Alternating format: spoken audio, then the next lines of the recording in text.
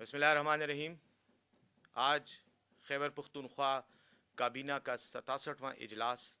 وزیر اعلیٰ محمود خان صاحب کی سربراہی میں منعقد ہوا۔ اس اجلاس میں کچھ جو اہم فیصلے کیے گئے ان کی تھوڑی سی بریفنگ دینا چاہوں گا۔ سب سے پہلے تو جو گزشتہ دنوں کوچہ رسالدار پشاور شہر میں خودکش دھماکہ ہوا تھا، جس کے نتیجے میں تقریباً اب تک کی رپورٹس کے مطابق 68 افراد جاں بحق ہوئے تھے، شہید ہوئے تھے۔ ان لوگوں میں شہداء جو تھے ان کو لواحقین کے لیے وزیر اعلیٰ محمود خان صاحب نے 20 لاکھ روپے فی کس کا اعلان کیا ہے۔ اس سے قبل 10 لاکھ روپے دیے جاتے تھے، لیکن اس مرتبہ وزیر اعلیٰ محمود خان صاحب نے خصوصی طور پر اس رقم کو بڑھا کر 20 لاکھ روپے فی کس کر دیا ہے، جو شہداء کے لواحقین کو دیے جائیں گے۔ اس کے ساتھ ساتھ زخمیوں کو 5 لاکھ روپے اور معمولی نوعیت کے زخم جن افراد کو آئے تھے ان کو 2 لاکھ روپے فی کس کے حوالے سے کے حساب سے پیکج دیا جائے گا۔ وزیر اعلیٰ محمود خان صاحب نے مزید یہ ہدایت کی کہ 3 دن کے اندر اندر تمام چیکس جو ہیں ادائیگیوں کے لیے تیار کیے جائیں تاکہ متعلقہ لوگوں کو ادائیگی ہو سکے۔ ساتھ ہی ساتھ کابینہ نے فیصلہ کیا کہ الپوری کے علاقے میں شانگلہ ضلع میں ایک لینڈ سلائیڈنگ ہوئی تھی، جس کے نتیجے میں 6 افراد جاں بحق ہوئے تھے۔ ان جاں بحق افراد کے لواحقین کے لیے بھی فی کس 10 لاکھ روپے کا پیکج کی منظوری دے دی گئی ہے۔ وزیر اعلیٰ محمود خان صاحب نے خصوصی طور پر کابینہ میں وزارت صحت کو اور جو صحت کارڈ کے حوالے سے جو پیکج دیا جاتا ہے، جو امداد دی جاتی ہے مریضوں کو،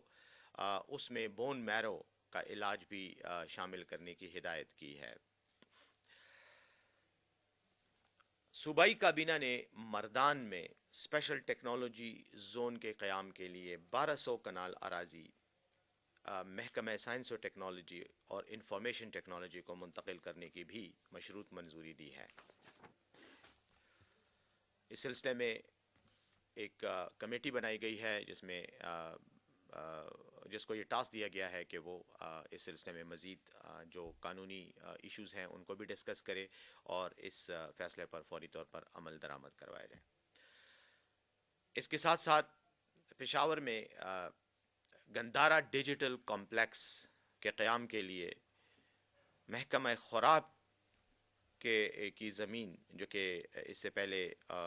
ایک گودام وہاں پر قائم ہے، 25 کنال اراضی کو محکمہ سائنس اینڈ ٹیکنالوجی کے نام پر ٹرانسفر کرنے کی بھی منظوری دی گئی ہے۔ ایک اور اہم فیصلہ جو کابینہ نے آج کیا وہ ہزار خانی کے علاقے میں پشاور رنگ روڈ پر عوام کو تفریحی سہولیات اور صحت مند کھیلوں کی سہولیات کے لیے پارک کے قیام کی منظوری دی گئی تھی۔ یہ فیصلہ ہو چکا تھا کچھ عرصہ پہلے، لیکن بعد میں تقریباً 24 کنال اراضی جو ہے وہ مزید اس پروجیکٹ میں شامل کی گئی، جس کی وجہ سے جو کانٹریکٹ ہے اس میں مزید توسیع کرنے کے لیے کابینہ کو سمری پیش کی گئی تھی۔ تو نہ صرف اس میں منظوری دے دی گئی ہے پروپوزل کی، بلکہ وزیر اعلیٰ محمود خان صاحب نے مزید یہ احکام جاری کیے ہیں کہ اس پارک کو جون کے مہینے تک مکمل کیا جائے۔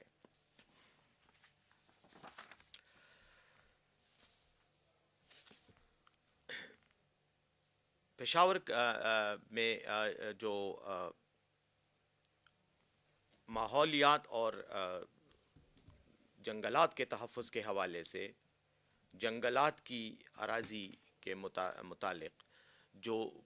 مقدمات عدالتوں میں زیر سماعت ہیں اور جو باقی متعلقہ امور ہیں، اس حوالے سے ریزروڈ فارسٹ کو جو ہے وہ رولز کی منظوری دی گئی ہے، اور اس میں ایک سیٹلمنٹ بورڈ کے قیام کی بھی منظوری ہے،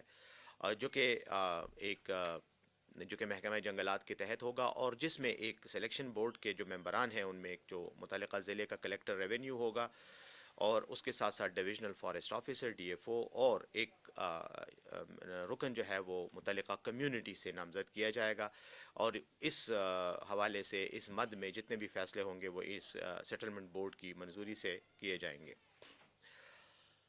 کوہ سلیمان کے علاقے میں کابینہ نے جنگلی حیات کے تحفظ کے لیے ایک پلان کی منظوری دی ہے، اور اس کے تحت کوہ سلیمان کو کنزروینسی ایریا ڈکلیئر کیا گیا ہے۔ یہ کنزروینسی ایریا تقریباً 58,000 ہیکٹرز پر مشتمل ہے۔ اس سے قیمتی جنگلی حیات بشمول مارخور، چیتا، لومڑی، بھیڑیا، گیدڑ، سانپ، ہاکس اور تیتر وغیرہ کے تحفظ کو یقینی بنایا جا سکے گا۔ صوبائی کابینہ نے ضلع لوئر دیر کے علاقے لال قلعہ میں 16,300 افراد جو متاثر ہوئے تھے مختلف ترقیاتی کام کے حوالے سے، اور جہاں پر ڈیولپمنٹ ہوئی تھی جس میں سے یہ لوگ ڈسٹرب ہوئے تھے، ان کو ون ٹائم معاوضے کی مد میں تقریباً 35.15 ملین روپے کی فراہمی کی منظوری دی ہے۔ یہاں پر لوگوں متاثرین کی جو مکئی کی کاشت تھی، فصلیں تھیں، وہ ڈسٹرب ہو گئی تھیں اور وہ کاشت نہیں کر سکتے تھے، جس کی وجہ سے ان کو یہ ون ٹائم ادائیگی جو ہے وہ دی گئی ہے۔ اس کے علاوہ صوبائی کابینہ نے پشاور ہائی کورٹ کے فیصلے کی روشنی میں ضلع خیبر میں